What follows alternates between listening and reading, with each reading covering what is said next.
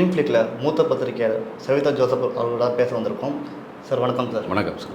Sir Koili அவங்க வந்து முதல்ல தமிழ் சினிமாவுக்கு வந்த காரணம், அவங்க எப்படி திரைப்பட ஆசை அவங்க எப்படி வந்தது, அதை பற்றி சொல்லுங்கள் சார். குயிலி வந்து அவங்க வந்து மும்பையை சேர்ந்தவங்க, வடநாட்டை சேர்ந்தவங்க. மும்பையில் வந்து குயிலி ஷெட்டின்னு அவங்க பேர். இங்கே வந்து உங்களுக்கு நடிக்க வாய்ப்பு தேடி தான் சென்னைக்கு வர்றாங்க. சென்னைக்கு வரும்போது உங்களுக்கு டான்ஸ் எல்லாம் அதெல்லாம் கற்றுக்கிட்டு தான் இருக்க வர்றாங்க.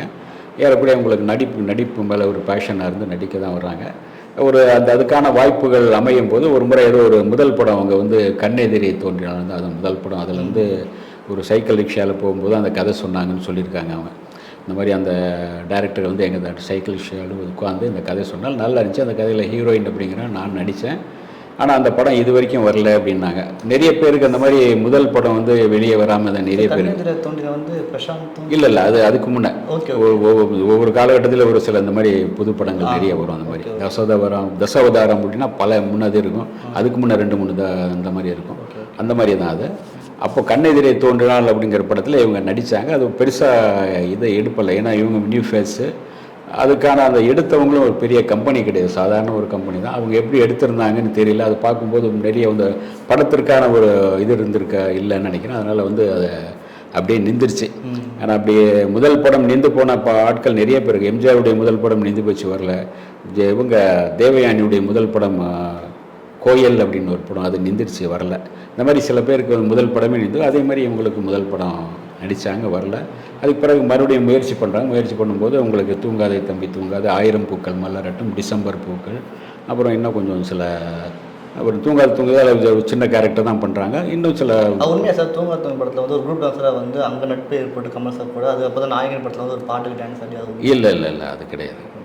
அது ஒரு பெருசாக அதெல்லாம் கமல் எடுத்துக்க மாட்டார். ஒரு ஹீரோயினுக்கு அடுத்த கேரக்டரில் இருக்கிறவங்க தான் ஹீரோ கவனிப்பாங்க. ரொம்ப தள்ளி இருக்கிறவங்களாம் கவனிக்க அவங்களுக்கு நேரம் கிடையாது, பார்க்க நேரம் கிடையாது. அதில் நட்பு சும்மா வரும்போது ஹாய் சார்னு ஒரு கை கொடுத்து பேசிட்டு போவாங்க, அவ்வளோதான். அது இருந்தால் எப்படி அவங்களுக்கு ரொம்ப நாள் கழிச்சு தானே அது நாயகன் வந்தது. இதுக்கும் ரொம்ப கேப் இருக்கு இல்லையா, அதனால் அதெல்லாம் கிடையாது.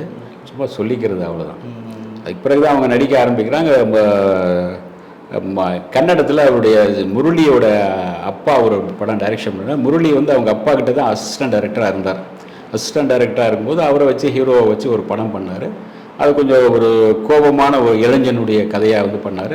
அந்த கதையை வந்து அந்த படம் வந்து கன்னடத்தில் நல்லா போச்சு. அந்த படம் இதை பாலச்சந்தர் சார் பார்த்துட்டு இந்த படத்தை வந்து நம்ம தமிழில் பண்ணலாம் அப்படின்னு அந்த ரைட்ஸ் எல்லாம் வாங்கிட்டு பாலச்சந்தர் சாருடைய அசோசியேட் வந்து அமீர்ஜான், அவர் சமீபத்தில் போன 2-3 வருஷம் முன்னாடி தான் இறந்தார். ரஜினியை வச்சு சிவா, டைகர் உட்பட நிறைய படம் பண்ணியிருப்பாருக்கார். அவருடைய முதல் படம் அதுதான். அவர் தான் டைரக்ஷன் பண்ண படம். அதே சமயத்தில் அவங்களுக்கு முரளியுடைய முதல் படம் அதுதான். குயிலிக்கு அதில் வந்து கதாநாயகி வேடம் தர்றாங்க.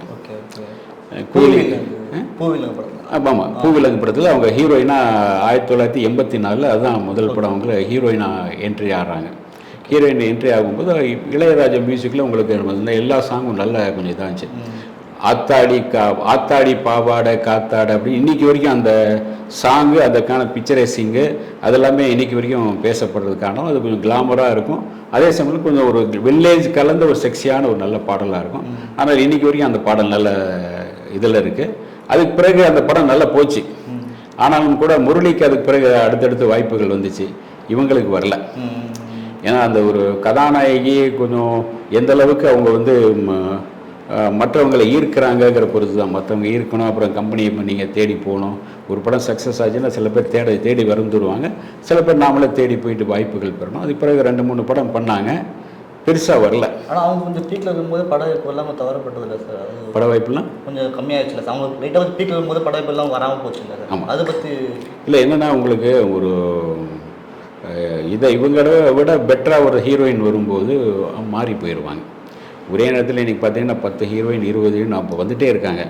அதில் வந்து என்ன இதோட பெட்டராக இருக்கும் அப்படின்னு சில பேர் ஒரு ஹீரோ வந்து இவங்க ஒரு படம் போகிறோம், அடுத்தது வேறு படம் ஹீரோயின் கொண்டு நடிப்பலாம் அப்படிம்பாங்க.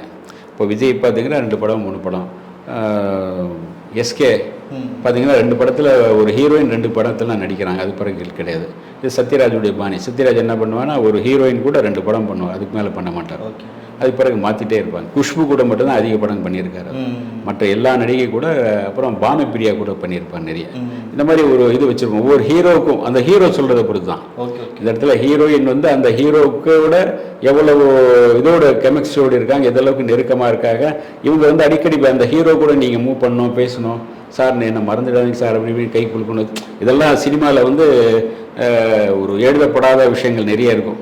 அந்த ஹீரோ கூட நீங்கள் எவ்வளோ க்ளோஸாக இருக்கீங்க, அந்த டைரக்டரோட எவ்வளோ இதாக இருக்கீங்க, அது வந்து தவிர்க்க முடியாது. ஹீரோ தட்டி கொடுத்தாலும் இது கொடுத்தாலும் நீங்கள் ஃப்ரெண்ட்லியாக எடுத்துக்கணும். ஏன்னா இவன் தடவுறான்னு சொன்னீங்கன்னா அது வந்து உனக்கு லைஃப் முடிஞ்சு. சார் பூவிலங்க படத்தில் வந்து பார்த்தீங்கன்னா முரளி சார் கூட ஒருத்தர் காதலிச்சுன்னு சொல்கிறாங்க, அது உண்மையா? இல்லை, அப்போது ஹீரோயின் கூட நடிக்கும்போது டைரக்டரும் ஹீரோவும் அது பண்ணுவாங்க, காதலிக்கிறேன் இது பண்ணுறேன்னு அல்வா கொடுக்குறது தான், அது நடக்கிறது தான் எல்லா படத்துலையும். இப்போ கமலை வந்து ஸ்ரீவித்யாவை வந்து நான் காதலிக்கிறேன், 2 பேரும் காதலிக்கலாம் அப்படின்னு சொல்லி தான் சொன்னாங்க. அதுக்கு பிறகு முடிஞ்சு போச்சுல்ல. அதுக்கு பிறகு அவர் பல காதல்களை பார்த்துட்டு இவங்களும் ஒரு கல்யாணம் பண்ணிட்டு இவங்களும் சில காதல்கள் பார்த்துட்டு முடிச்சிட்டாங்களே. அந்த மாதிரி தான் சினிமாவுக்குள்ள சினிமா காதல் வந்து, அதாவது அரசியலில் நிரந்தர நண்பனும் இல்லை, நிரந்தர எதிரியும் இல்லை. அது சினிமாவில் வந்து நிரந்தர காதலும் இல்லை, நிரந்தர நட்பும் இல்லை. அது வந்து வந்து போயிட்டே இருக்கும். அந்த மாதிரி தான்.